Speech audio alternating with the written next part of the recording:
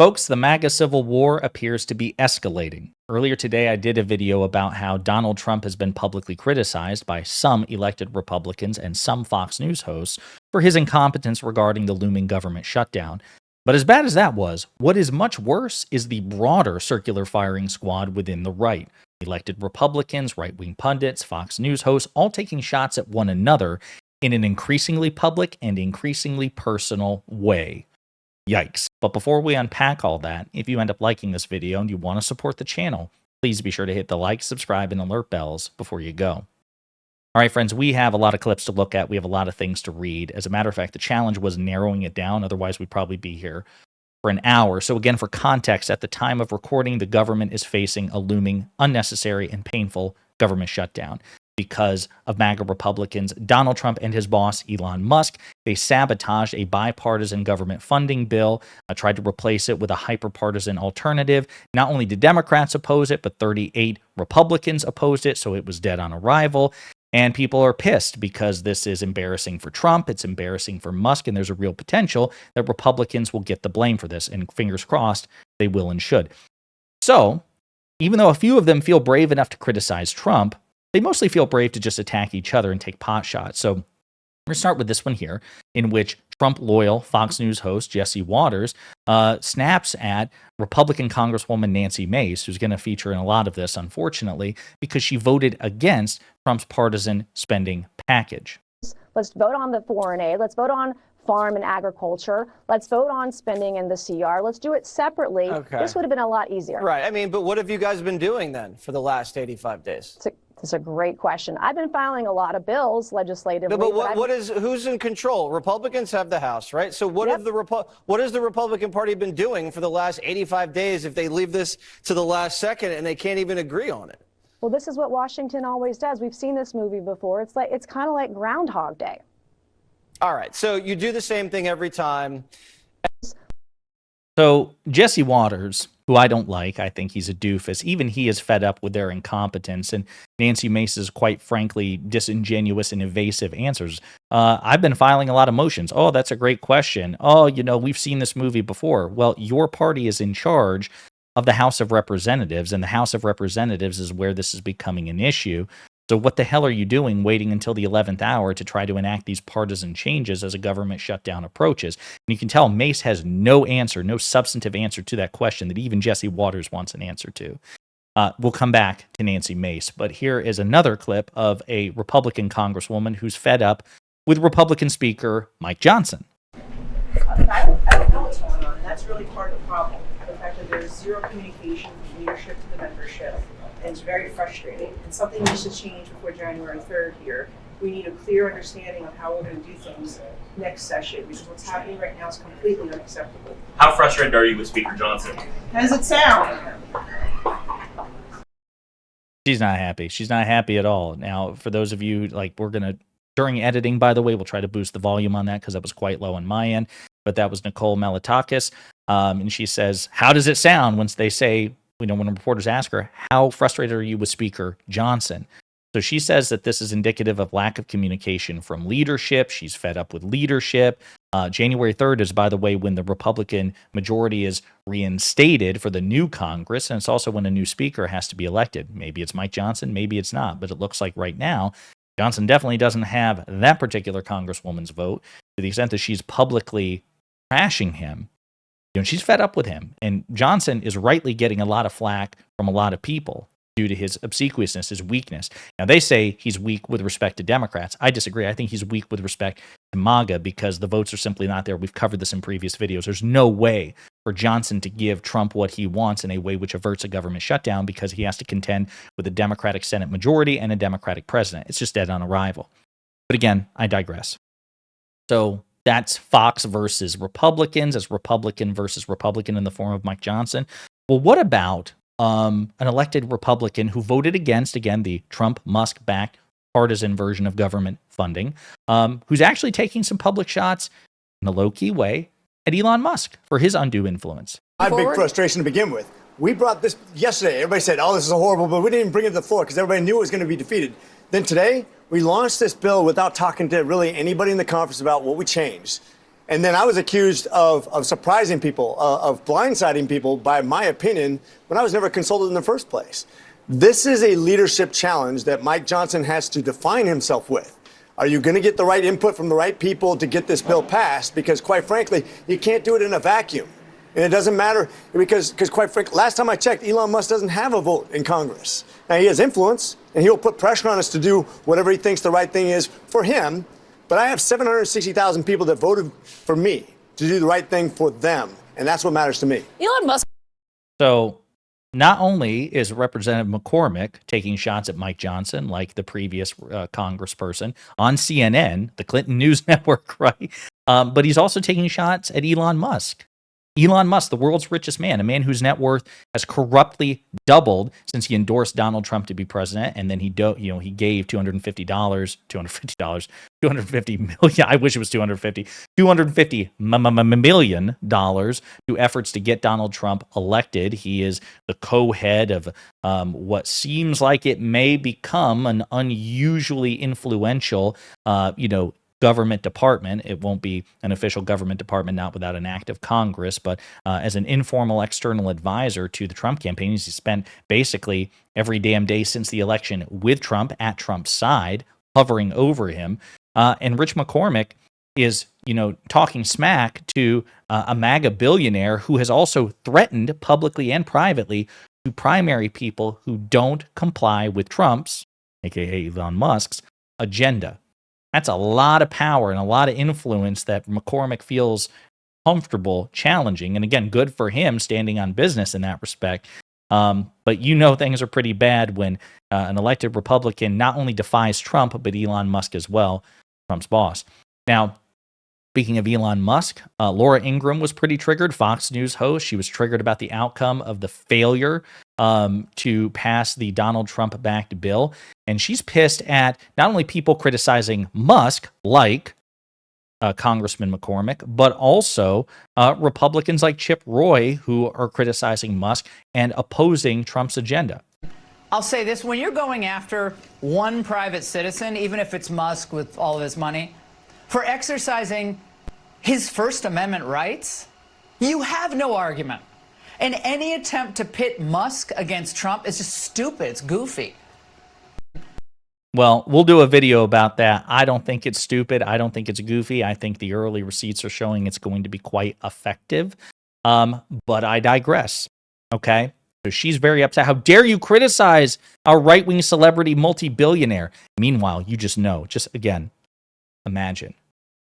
Play this game with yourselves, okay? Anytime you hear right-wing media figures or Republicans complain about something, be like, if the shoe was on the other foot, how would they feel?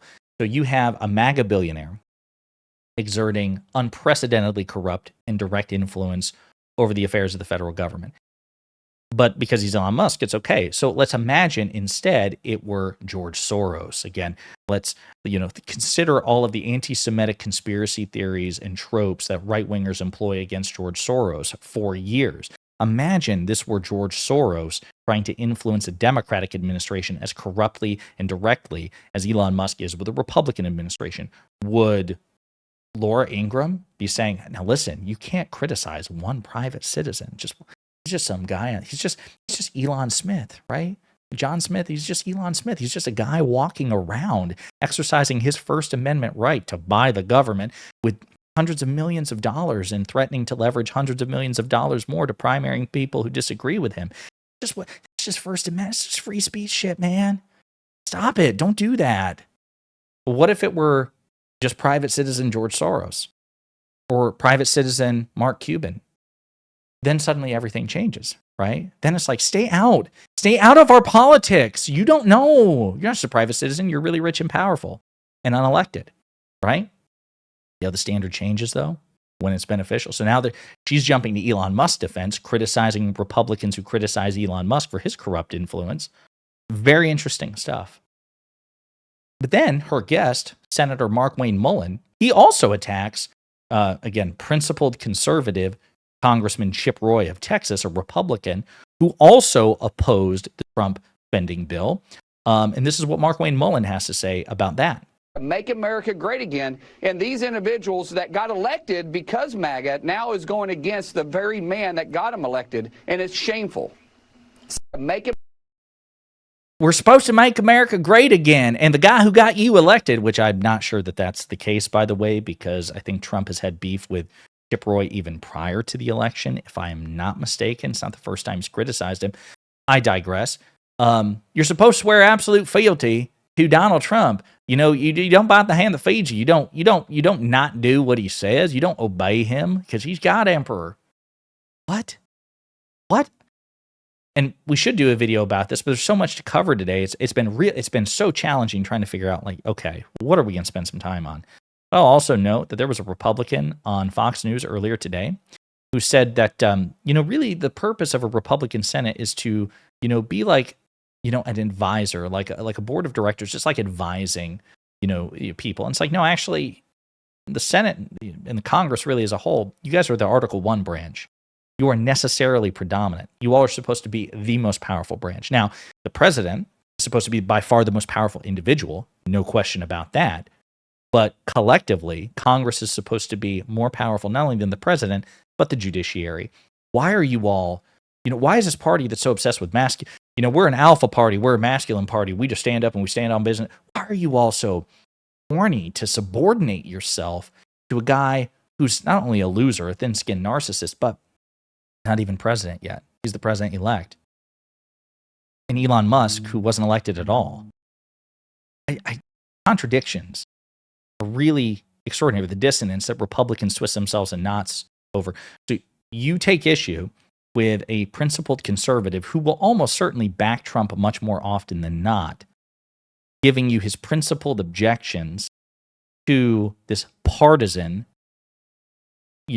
spending bill, which he regards as fiscally irresponsible, which, by the way, again, I've been harping on this a lot, but it's really important.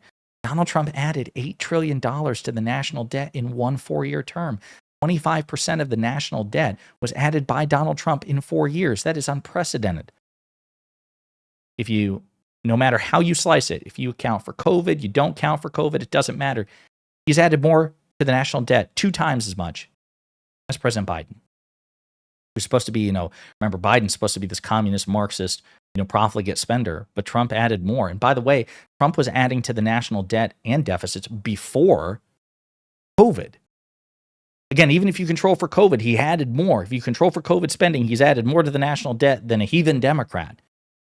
So a principled conservative who takes fiscal responsibility and fiscal conservatism seriously, which very few of them do, very few of them ever have, but Chip Roy is consistent. He's like, this is still a lot of spending. Now, I, as a heathen, communist, socialist, Marxist, Democrat, or whatever the hell they think I am, I have no issue with government spending. I think government spending, there's nothing inherently wrong with it whatsoever. As a matter of fact, I think the Democratic priorities, generally speaking, are much better than Republican priorities. But that's me. Chip Roy's like, listen, we talk a big game about fiscal responsibility, but we actually don't follow through with it. And if we're going to follow through with it, then we actually need to hold our own party accountable, especially when our party is more financially and fiscally profligate than the other party. And that's what Mark Wayne Mullen's complaining about. Don't you stand on principle? Don't you stand on business? You're supposed to do whatever the hell Donald Trump says. Pathetic. Speaking of pathetic, we're going to close where we started. Nancy Mace, Republican Congresswoman, who I used to do videos about because she is wildly unhinged and entertaining in her own way. But I realize, and this is kind of stupid because it's a drop in the hat, drop in the bucket, because she is an elected congressperson. She's an elected politician, and she gets a lot of attention already. But it has been widely reported that Nancy Mace just fine-tunes and calculates everything for maximum attention. She pulls all these weird stunts, these weird combative interviews, but she also tries to present herself as a moderate when that gets her attention and a platform. Then she's a badass radical who's going to stick it to the libs. I'm going to own the libs when it's convenient. It's very strange. And she's had a lot of turnover on her staff. And her staff have reported, her ex-staff that used to loyally serve her, that she just does anything for attention. She reportedly wanted to get punched in the face. She was like, hoping for it to be punched in the face so she would end up on camera. Like, that's how weird this is. Well, she's also picking fights too. You saw her with Jesse Waters. She was kind of obsequious there. Well, Fox News host and former Republican Congressman Trey Gowdy criticized Nancy Mace for opposing the Trump-backed bill. Mediaite's talking about this. Nancy Mace suggested that Fox News' Trey Gowdy, himself a former Republican congressman from South Carolina, was transgender in a tweet just after the clock struck midnight on Friday. Mace's outburst followed an appearance by Gowdy on his home network in which he mused that the chaos surrounding the ongoing government shutdown fight, quote, is not, quote, Mike Johnson's fault because, quote, he's got a dysfunctional family. Quote, Mike Johnson is not dysfunctional, but several of his family members happen to be. 30-something people. Nancy Mace would not be in the House if it weren't for Donald Trump, and she can't vote the way he asked her to today. I hope he's got a long memory for House members as he does senators that even threaten not to support one of his nominees. That's what I hope. Memory is good. Okay. Now, again, we're not applauding Trey Gowdy here because he wants Trump to win, so screw that. But then Mace fired back on X first by declaring that he had a message for Trey Gowdy. Quote, you let Hillary Clinton off the hook for Benghazi. Sit your ass back down. Then in a follow-up post, Mace posted an old picture of Gowdy and asked, but which bathroom do we think Trey Gowdy uses? Hashtag hold the line. GOP consultant Wesley Donahue responded to the dust-up by revealing that he had, quote, fired Nancy Mace as a client a few months back because I'm a political consultant and not a babysitter, a sex therapist, or a doctor who can prescribe fixes for chemical imbalances.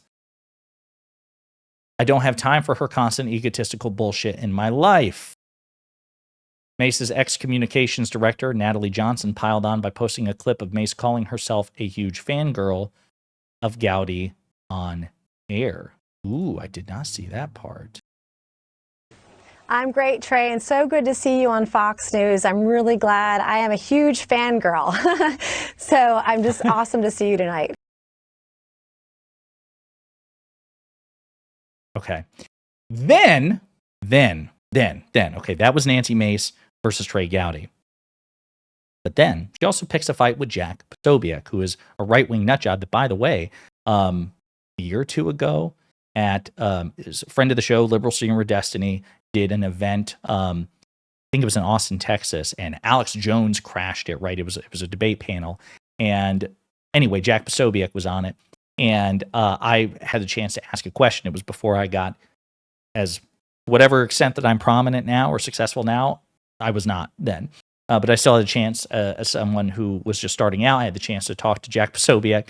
And it was about censorship, right? Jack Posobiec really took a strong position on, listen, we're the free speech party and Donald Trump is free speech. And then I confronted him about the fact that it was revealed during congressional testimony that when Trump was president, he tried to pressure Twitter as president of the United States to delete a tweet from celebrity Chrissy Teigen, who referred to him, quote, as a pussy-ass bitch. And I was like, well, Jack, say the free speech party, does that mean, do you want to go on the record right now and say that it was wrong and disgusting and censorious of then-President Donald Trump to use his influence as chief executive and president of the United States to try to bully a company into deleting things that he doesn't like? That's pretty censorious, right? And he crumbled because, of course, he's a loser. But anyway, Jack Posobiec, of course, has been criticizing Nancy Mace because Nancy Mace voted against this bill that Donald Trump supported. And so they've been going back and forth. And then Nancy Mace does this. She goes 2 words for Jack Poso, would not, implying that she would not sex with him. Quote, not sure what his obsession of me is all about. It's weird. We need more strong, intelligent, conservative women who love the Constitution and support Donald Trump. I won't be bullied by Jack or anyone. Hashtag hold the line. To which someone who I assume is Jack Posobiec's wife, Tanya K. Posobiec, she says, honey, he's not going to rent a Honda Civic when he's got a Ferrari at home. So, this is the current state of the Republican Party. This is the House majority. They are in the majority in the House of Representatives. They control one of 2 chambers of the legislature, 1/3 of the non-Supreme Court federal government. And these are the people who are going to be running the show, not just in the House, but also the Senate and the White House and the Supreme Court after January 20th. These people. This is where we are. It's been said before. It's worth repeating, and hopefully, eventually, the American people will will clue in. The Republican Party in its current iteration is not without talent. They're very talented. in many cases very intelligent, right? Otherwise they wouldn't seize power. Ted Cruz isn't a dummy. Mitch McConnell's not a dummy, right? But they suck at governing. They just objectively suck at governing. They are objectively inferior with respect to governance than Democrats. Democrats are not perfect. I understand people have principled objection to things that Democrats do. I understand that they have policy disagreements. But the Democratic Party, on its worst day, is objectively better at governing than the modern Republican Party on its very best day. It's still not close. And perhaps in the future, we should elect people who are better at governing than the alternative, no matter how entertaining you find them or no matter how much you love their reality TV show, because that is what they are turning Washington, D.C. into, a reality TV show. Food for thought. In the meantime, let me know what you think in the comments.